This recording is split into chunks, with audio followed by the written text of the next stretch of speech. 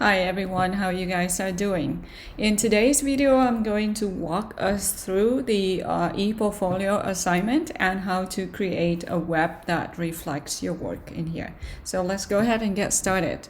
So if you're at home or somewhere, just grab a drink, a cup of coffee or something, sit back, relax and watch this, or you can follow along on a computer. So if you go to the syllabus, you'll find the full description of the assignment. Let me actually go here, it's already here. So the purpose of this digital portfolio, or e-portfolio for short, is to to reflect your work in an intuitive and neat way, right? So why do we reflect? Because reflection is very instructional. At least that's research shows, and I strongly believe that too. So you will use a website, free web creating tools such as Wix or Weebly or WordPress to create this portfolio, and your portfolio will include the following three parts. So first is the introduction of your professional self. I may say that if you want to have some personal touch, such as like where you're from, or if you have like your favorite pet's name, you can include that, but that's just about it, right? The focus should be on your professional self, and like what you aspire to do, why you become a teacher, etc., even though you have the digital story that talks about it. The second part is the work during the course, or your accomplishments during this course, and that will include your digital story, your journey to become a teacher, your software or application review, in which you did the review in Words, and your how-to video, include them both, and most importantly your TLP, right? So you include that in there. And the third part, which is very important and it's something new you would do for this assignment, is the reflection part. So here you will reflect on your learning journey by answering these following questions, and you don't have to organize it in the question answer format. You could be authentic and very organic by having the paragraphs to address each of these issues. But overall, for this part of reflection, I would like to see what did you learn from doing each and every assignment here. For example, how did the software or application review help you gain technical knowledge, right? So we know that by doing these how-to videos, you're teaching yourself and you're teaching others, and that's the best way to learn and acquire skills, right? How did the digital story help you better see yourself as a teacher? So as we know that, everyone has a story, and everyone has like a reason to want to become or to step on this journey to become a teacher. So what did you learn and find out about yourself by exploring this journey, right? Reflect on that. And the third one is, how did these short-term assignments help you observe, analyze, and reflect on what's going on around you? And how did that inspire you to become a good teacher or a better teacher, right? So we cover 5 different themes in the course, which are very, very, very important. So you did not only reflect on the concept and gave examples and applied it in the classroom, but you also commented on your peers and further discussed their situation and reflect back on your situation. So I would like to hear from you, like the experience going through each and every topics of these 5 topics, right? So how the exploration was for you and how the interaction with the peers meant to you.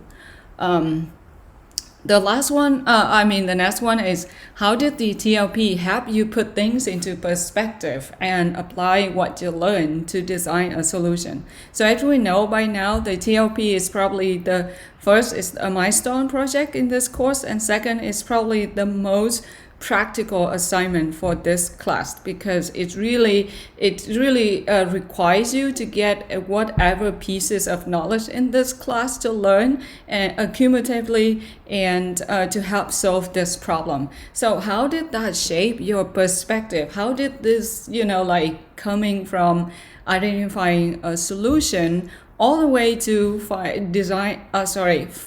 identify a problem to designing a solution. How did that journey, that whole process, like shape your perspective about learning and about, like autonomy and about, ownership and things like that? So, and how did you feel about this whole project, right?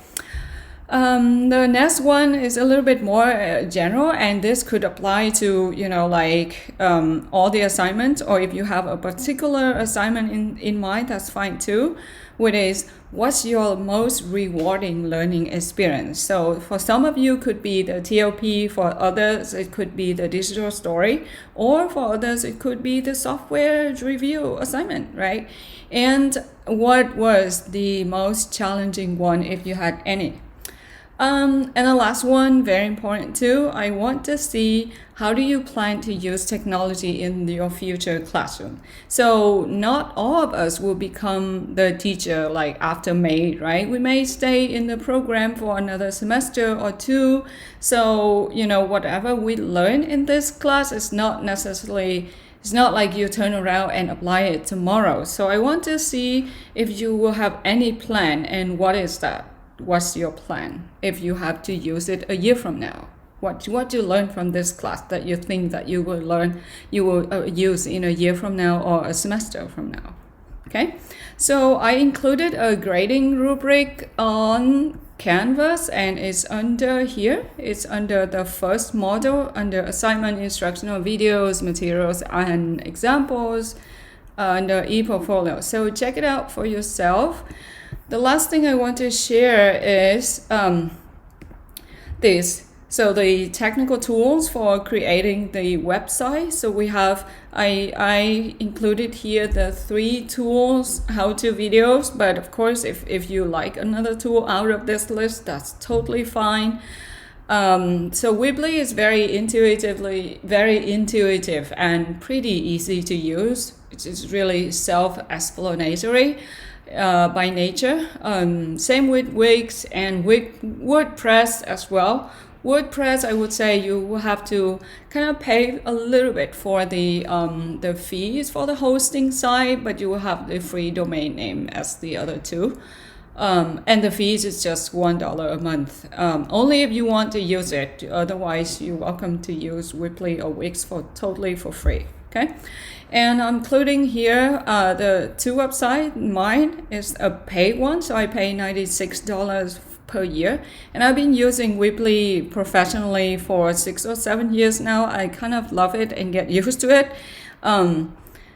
And the second, so mine is a little bit different because I really focus on all the design project and less of like course project, because I'm not a student anymore, right? So feel free to check it out, all the design projects there at your own time. But I want to show this unpaid one made by the student, because this will be most likely you. Okay, so she's a previous student in my course, and this is her ePortfolio. So she has the About Me, or the introduction equivalent.